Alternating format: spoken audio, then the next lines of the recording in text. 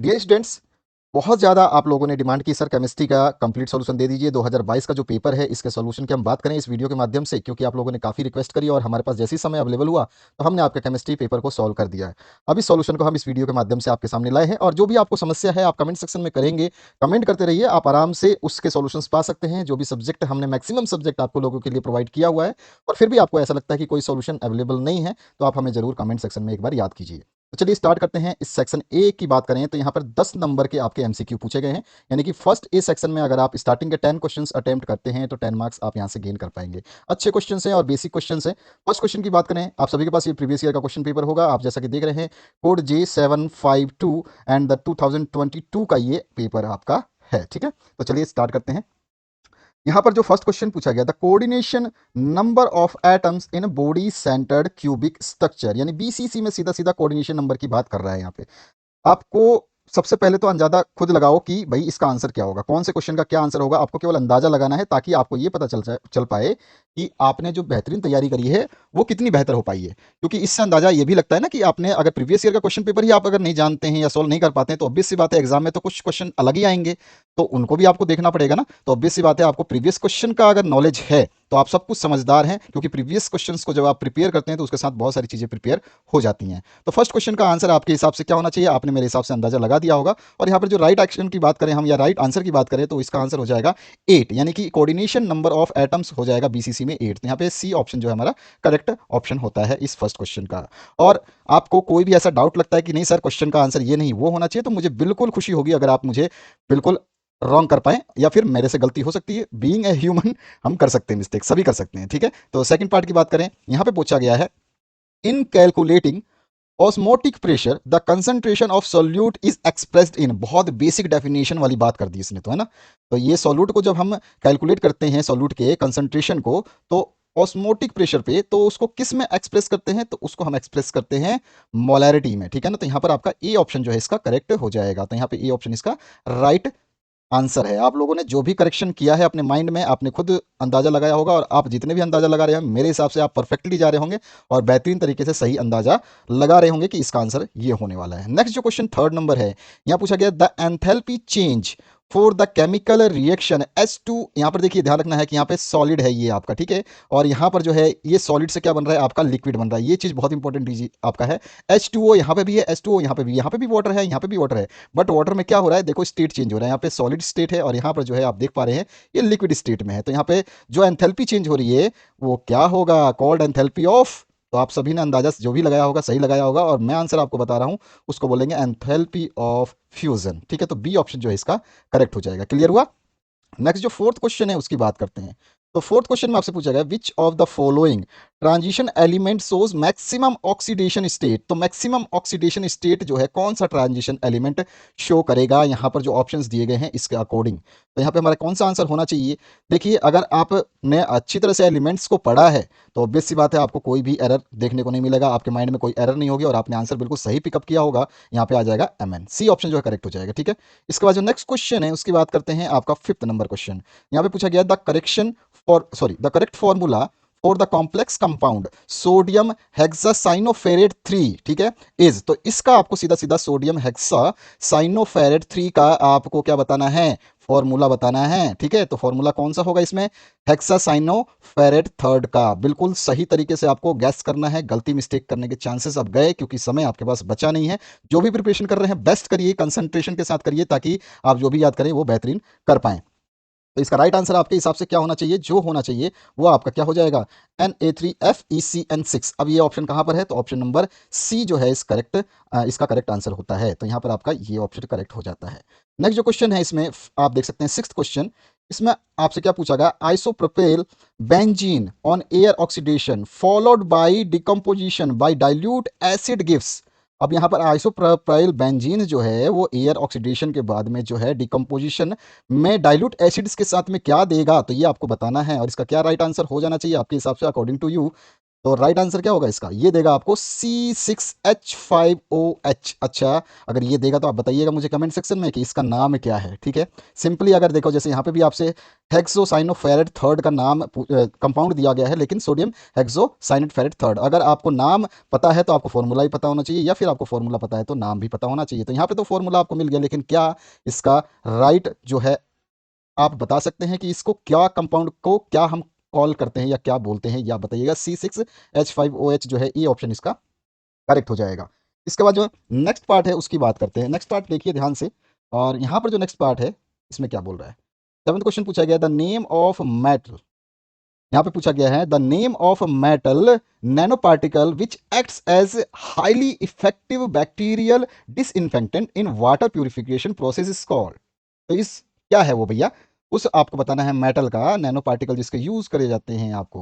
तो यहाँ पे राइट आंसर क्या बताएंगे आप, बिल्कुल सही गैस करना है, बिल्कुल मिस्टेक नहीं करनी है आपको। That is silver. ठीक है, तो यहाँ पे बी ऑप्शन आपका करेक्ट होता है। प्यूरिफिकेशन प्रोसेस में जो है डिसइंफेक्टेंट के रूप में जो बैक्टीरियल इफेक्टिव लिया जाता है कौन सा होता है आपका, सिल्वर होता है। तो बी ऑप्शन यहाँ पे आपका करेक्ट हो जाता है। इसके बाद आते हैं हम नेक्स्ट क्वेश्चन की तरफ। नेक्स्ट जो क्वेश्चन है इसमें आपसे पूछा गया, acid anhydride on reaction with primary amine gives compound having a functional group. तो यहाँ पर कौन सा हैविंग फंक्शनल ग्रुप होगा यहाँ पर, तो ये हो जाएगा आपका अमाइन है, तो ये हो जाएगा अमाइड। ठीक है ना, तो यहाँ पे ए ऑप्शन आपका करेक्ट हो जाता है, फंक्शनल ग्रुप अमाइड होगा इसका। ए ऑप्शन यहाँ पे करेक्ट हो जाएगा। नेक्स्ट जो पार्ट है यहाँ पे देख सकते हैं, यहाँ पे दिया गया है आपको the standard potential of the cell in the following reaction is. अब यहाँ पे आपको पोटेंशियल बताना है। ठीक है, ऑप्शंस आपको देखो, सेल का यहाँ पे दिया गया है, ये क्वेश्चन है आपका, सारी की सारी वैल्यू दे रखी है, इसमें ECD दे रखी है और ECU दे रखा है, दोनों दे रखा है। अब देखो कॉपर का भी दे रखा है और सभी कुछ आपके सामने है, बस केवल आपको ऑप्शन से कैलकुलेट करके निकालनी है। तो बताइए इसका राइट आंसर क्या हो जाएगा। इसका अगर राइट आंसर मैं बताऊं तो यहाँ पर जो इसका पोटेंशियल आएगा वो आ जाएगा आपका 0.737 वोल्ट। ठीक है, तो यहाँ पे बी ऑप्शन जो है इसका करेक्ट हो जाएगा। क्या हो जाएगा आपका, बी ऑप्शन करेक्ट हो जाएगा। इसके बाद जो नेक्स्ट पार्ट है 10th नंबर क्वेश्चन, अगर आप यहाँ तक सही कर चुके हैं तो 10 नंबर आपको मिलने वाले हैं। The value of H3O plus ion है, यहाँ पे देखना ध्यान से। ठीक है, और जो है इन मोल पर लीटर ऑफ 0.001, ठीक है, मोल एसिटिक एसिड सॉल्यूशन। अब यहाँ पर आपको दी गई है वैल्यू, तो इसका कितना हो जाएगा आंसर, तो इसका आंसर हो जाएगा आपका 1.34 × 10⁻⁻1। ठीक है, तो ये आपका ऑप्शन होता है ए ऑप्शन करेक्ट। अब आते हैं हम नेक्स्ट पार्ट पे, इसके सेकंड नंबर क्वेश्चन को देखेंगे। और इसके अब जो क्वेश्चंस होंगे ये 8 मार्क्स कैरी कर रहे हैं, जैसा कि आप यहाँ पे देख पा रहे हैं कि यहाँ पर साइड में लिखा हुआ है कि ये आपको 8 मार्क्स देगा। यहाँ देख लीजिए, आंसर द फॉलोइंग क्वेश्चंस, और यहाँ पर आपको ये 8 मार्क्स जो सेकंड नंबर क्वेश्चन पूछा गया है ये 8 मार्क्स देगा। सबसे पहले क्वेश्चन की बात करते हैं। यहाँ पे पूछा गया है, right the product formed when alkyl halide reacts with silver nitrate. तो यहाँ पर जब आप सिल्वर नाइट्रेट के साथ में जब इसको रिएक्ट करवा रहे हैं एल्काइल हैलाइड को, तो ये आपको बताना है कि कौन सा प्रोडक्ट जो है ये देगा। तो ये नाइट्रो इथेन देगा। यहाँ पर आप आंसर देख सकते हैं, ये रहा इसका आंसर। इसमें आपसे नेम पूछा है, रिएक्शन लिखने की जरूरत नहीं है। अगर आपने रिएक्शन पढ़ी नहीं तो नाम लिख नहीं सकते हैं। तो थोड़ा सा प्रिपरेशन जो है केमिस्ट्री को सही तरीके से करिए, फिजिक्स को बेहतरीन तरीके से करिए, सब कुछ आपको मिलेगा। बायोलॉजी वगैरह सब कुछ मैंने करवा रखा है, आप लोग उनको देखिए। और फिर भी कोई डाउट है, कोई समस्या है, कोई पेपर नहीं मिलता है, तो मुझे कमेंट करने में बिल्कुल हिचकिचाना नहीं है आप लोगों को।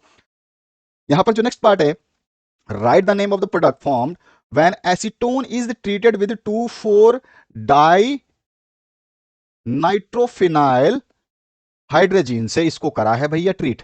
तो इसको अगर हम 2,4-डाइनाइट्रोफिनाइल डाइहाइड्रोजन से ट्रीट कर रहे हैं तो उस प्रोडक्ट का नाम बताना है। जब एसीटोन को हम उसके साथ रिएक्शन कराएंगे तो हमारा जो बनेगा वो 2,4-डाइनाइट्रोफिनाइल हाइड्रोजन बन जाएगा, हाइड्रोजोन बन जाएगा। ठीक है, तो यहां पे आंसर आपका ये रहा, ये हो जाएगा। क्लियर हुआ। थर्ड क्वेश्चन की बात करें, right the name of biodegradable polyamide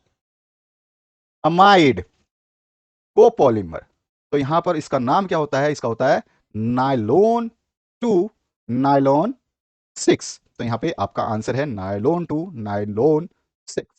next जो पार्ट है यहां पर पूछा गया, आइडेंटिफाई करना है molecularity of following elementary reaction.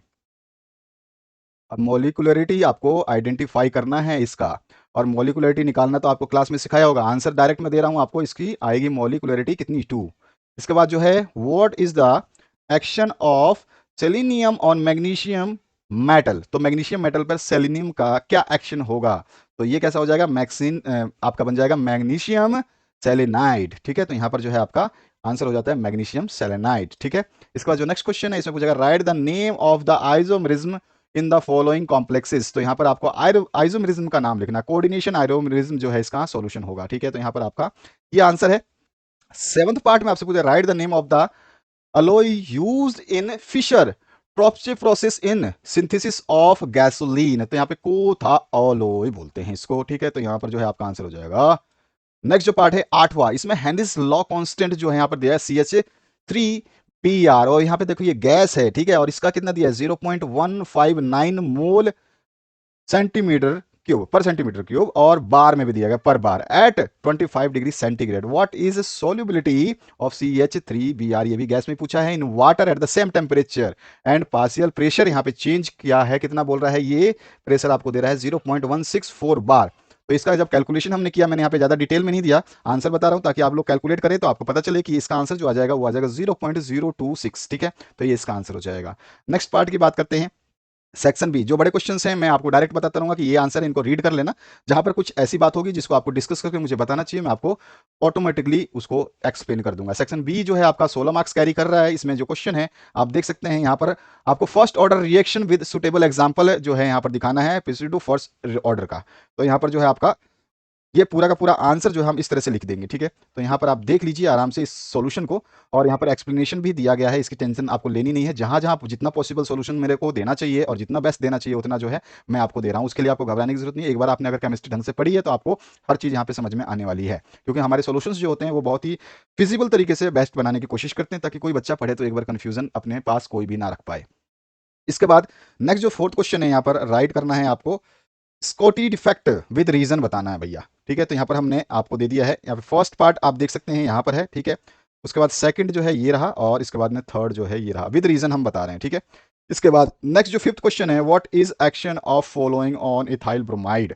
अब उसके ऊपर सोडियम का और मैग्नीशियम का आपको, और इन ड्राई ईथर है, ठीक है, इन ड्राई ईथर बोथ जो दिया गया आपको ड्राई ईथर में दिया गया। तो इथाइल ब्रोमाइड पे इनके क्या एक्शन होंगे। एक्शन का मतलब सीधा सीधा है कि आपको इसका रिएक्शन लिख देना है और वही एक्शन होगा। तो यहाँ पे दोनों रिएक्शंस को मैंने यहाँ पे दे दिया है, ठीक है। तो ये रहा आपका इसका सॉल्यूशन। देन अगले पार्ट सिक्स्थ की बात करें तो सिक्स्थ में आपका जो है यहाँ पे सिंपल क्या बोला गया, peptide linkage in protein with example आपको फॉर्मेशन को समझा देना है। तो यहाँ पर हमने उस फॉर्मेशन को समझा है, वो आंसर आप यहाँ से नोट आउट करेंगे। और इसके बाद जो है ड्राइव करना है, एक्सप्रेशन कैलकुलेट करनी है आपको, molar mass non volatile solute by osmotic pressure measurement, ठीक है। तो ये रहा इसका सॉल्यूशन, और इस तरह से आप इसको कैलकुलेट कर सकते हैं। इसके बाद जो नेक्स्ट पार्ट है उसकी बात करते हैं।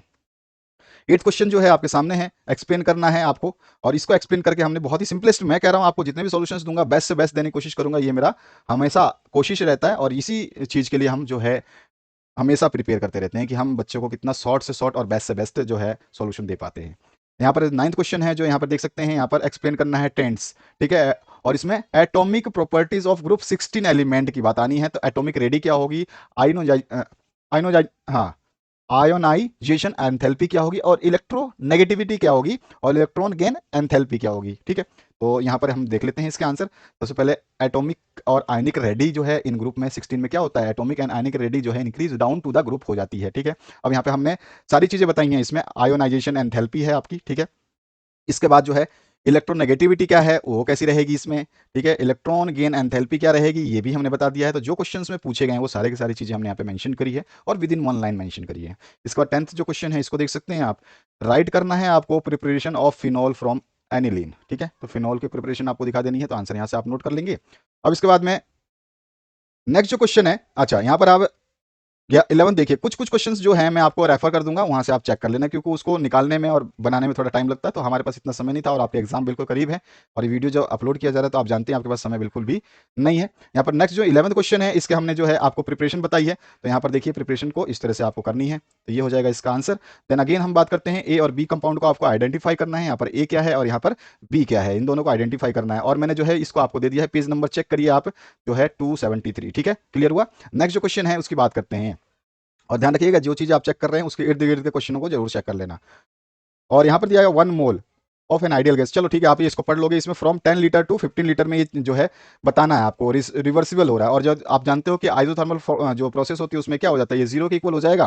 तो यहाँ पे हमारे को डेल क्यू निकालना है, तो ये क्या हो जाएगा, प्लस डब्ल्यू होता है, तो इधर आके माइनस डब्ल्यू हो जाएगा। और हमारे पास माइनस डब्ल्यू यानी कि डब्ल्यू का फॉर्मूला पता है, -2.303 NRT log final upon initial, ठीक है। या फिर आप बोल सकते हैं V2 अपॉन में V1, आपकी मर्जी है, आप फाइनल अपॉन इनिशियल लिखिए, या फिर कई बच्चे बोलते हैं कि हम सर V1 अपॉन V2 लिखते हैं, ठीक है, या V2 अपॉन V1 लिखते हैं। तो आपको देखना है कि आप क्या लिखना चाहते हैं। आपको दोनों दे रखा है, फ्रॉम टू, ये फ्रॉम रहा, और टू, ये तो V1 और V2 आपके सामने दिया हुआ है, ठीक है। टेम्परेचर T आपको दिया हुआ है, कोई दिक्कत ही नहीं है, सब कुछ आप रखोगे। लॉग की वैल्यू निकालनी आती है आपको, बस इन आंसर्स में आपको केवल इस इक्वेशन में जो वैल्यूज आपको दी गई है उनको रखना है। आपको जो वर्क मैक्सिमम निकलेगा वो कितना निकलेगा, -1.011 किलो जूल। जूल में निकलेगा, जूल में भी छोड़ोगे आंसर तो आपका करेक्ट हो जाएगा।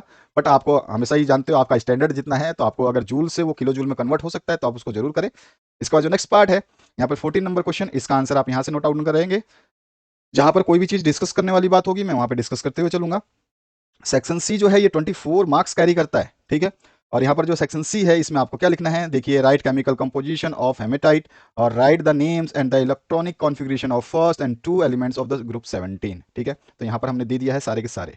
इसके बाद जो नेक्स्ट पार्ट है उसकी बात करते हैं। 16 नंबर जो क्वेश्चन है, यहाँ पर देखिए, right classification of polymers on the basis of the structure, ठीक है। आपको स्ट्रक्चर के बेसिस पे क्लासिफिकेशन बतानी है, तो लीनियर चेन हो जाएगा, आपको सभी को पता ही है भैया, ढंग से पढ़ोगे। केमिस्ट्री पढ़ना, केमिस्ट्री, फिजिक्स, बायोलॉजी, ये तीन चीजें सब्जेक्ट तो बड़े आराम से बेसिक के साथ पढ़ोगे तो ही फायदा है। रटने से कोई फर्क ही नहीं पड़ेगा, क्योंकि रटा हुआ चीज इसमें चलता ही नहीं है, ठीक है। तो यहाँ पर आपका फर्स्ट जो हमने क्लासिफिकेशन कर दिया, इस तरह से आप सेकंड टाइप में क्लासिफिकेशन कर देंगे, देन थर्ड टाइप में भी कर देंगे, ठीक है ना। आपको पता तो है ना कितने टाइप्स के होते हैं इसमें, तो ये तीनों टाइप्स को आप तो क्लासीफाई कर देंगे। तो मेरे हिसाब से आपको सोल्यूशन तो समझ में आ रहा है। फर्स्ट टाइप आपके स्क्रीन पर मैं कंटिन्यू दिखा रहा हूँ। ये फर्स्ट टाइप यहाँ से लेकर के और यहाँ तक है, पूरा का पूरा ये कंप्लीट जो है ये फर्स्ट टाइप में ही आएगा। क्लियर हुआ यहाँ तक आपको। इसके बाद जो सेकंड टाइप है वो ये रहा। अंडर बॉक्स बंद कर देता हूँ ताकि आप लोगों को कन्फ्यूजन ना हो। तो यहाँ पर ये सेकंड टाइप में आपको यहाँ तक लिखना है, और देन थर्ड टाइप जो है आपका इसमें ये आ जाएगा। इसको हम फिर से बॉक्स बना लेते हैं और इसको यहाँ पे क्लोज कर देते हैं, ठीक है। तो ये तीनों आपको समझ में आ गया होगा, स्क्रीनशॉट ले लेना आप। नेक्स्ट जो पार्ट है, डिफाइन करना है ग्रीन केमिस्ट्री और राइट करना है इसके डिसएडवांटेजेस, ठीक है, नैनो टेक्नोलॉजी। अब यहाँ पर देखो ग्रीन केमिस्ट्री क्या हो जाएगी, ठीक है, और डिसएडवांटेज ऑफ नैनो टेक्नोलॉजी क्या हो जाएगी। इन दोनों को आप यहाँ पे नोट करेंगे, ध्यान रखेंगे और समझेंगे भी। एडवांटेजेस भी पढ़ना है आपको, डिसएडवांटेजेस पढ़ के खुश मत हो जाना। 18 नंबर जो क्वेश्चन है आपके सामने, यहाँ पर स्ट्रक्चर ऑफ एडिपिक एसिड लिखना है आपको। तो एडिपिक एसिड का स्ट्रक्चर कैसा होता है भैया, याद कर लेना बढ़िया तरीके से, क्योंकि ये क्वेश्चन थोड़ा सा इंपॉर्टेंट रहता है, ठीक है। तो ये रहा आपका सोल्यूशन और ये रहा स्ट्रक्चर। क्लियर। 19 नंबर क्वेश्चन की तरफ मूव करते हैं। तो ये रहा आपका 19 नंबर क्वेश्चन। इसमें chemical reaction of following reagent on methoxyethane, ठीक है। तो यहाँ पर जो है आपका हॉट HI से, फिर PCl5 से और डाइल्यूट H2SO4 से, ठीक है। तो यहाँ पर हमने देखो इसको लिखने में थोड़ी समस्या आ रही थी, क्योंकि इसमें स्ट्रक्चर ऐसे बहुत सारे ड्रॉ करने हैं। तो यहाँ पर जो है आप इस तरह से इसका आंसर को नोट कर लेंगे, पूरा का पूरा नोट करिए आराम से। और इसके बाद 20 नंबर जो क्वेश्चन है इसमें एक्सप्लेन करना है कैटायन क्या होता है, एनायनिंग क्या होता है, neutral sphere complexes with example. तो इनको हमने कर दिया है, तीनों को कर देंगे ना, अलग अलग कर देंगे तो बेहतर होगा। तो यहाँ पे फर्स्ट पार्ट को हमने किया हुआ है, ठीक है। देन अगेन यहाँ से आ जाएंगे थोड़ा सा नीचे, तो सेकंड पार्ट यहाँ पे मिल जाएगा आपको जो उसमें क्वेश्चन में पूछा गया, देन थर्ड वाला भी दे दिया, ठीक है। क्लियर हुआ। और यहाँ पे आगे बढ़ते हैं नेक्स्ट टाइप में। कैलकुलेट करना है spin only magnetic movement of divalent cation of transition metal with atomic number 25। थोड़े से थोड़ा देखो ट्रांजिशन मेटल और के थोड़ा से ध्यान से पढ़ लेना, ठीक है। इसके बाद जो नेक्स्ट पार्ट है इसमें क्या बोला है, salts of Ti4+R colourless give reason. इसका रीजन भी देना है, देखो कई बार तो ये आएगा आपका, ठीक है ना, इसी के टाइप के क्वेश्चन आएंगे, गिव द रीजन। तो यहाँ पर ये रहा आपका, यहाँ पे आपको पता ही है कि यहाँ पे क्या होता है, अनपेयर्ड इलेक्ट्रॉन्स मिलेंगे आपको, ठीक है ना। तो यहाँ पर जो है ये अनपेयर्ड की वजह से ही सारा का सारा गड़बड़ हो जाता है। तो ये आंसर आप यहाँ से नोट डाउन करेंगे। तो ये आंसर आपको समझ में आ चुका होगा आई थिंक, और जितना है इजीएस्ट वे में आपको हम जो है सोल्यूशन दे रहे हैं। 22 नंबर क्वेश्चन पे आ जाइए। इसमें आपको preparation of acetic acid from dry ice, और इसमें क्या है आपका एसिटाइल क्लोराइड से आपको, ठीक है। तो यहाँ पर देखो दोनों को हमने यहाँ पे आंसर किया हुआ है, और आप इसको देख लीजिए, इसके रिएक्शंस मैं नीचे दिखाता हूँ। यहाँ पे पहले तो आप इसको समझ लीजिए कि इसका है क्या, और देन ये देख सकते हैं। तो ये दोनों के दोनों आंसर आप यहाँ पे पूरी पूरी रिएक्शन के साथ में नोट करेंगे। इसके बाद जो नेक्स्ट क्वेश्चन है इसमें classification of aliphatic ketones with example आपको बताना है, ठीक है।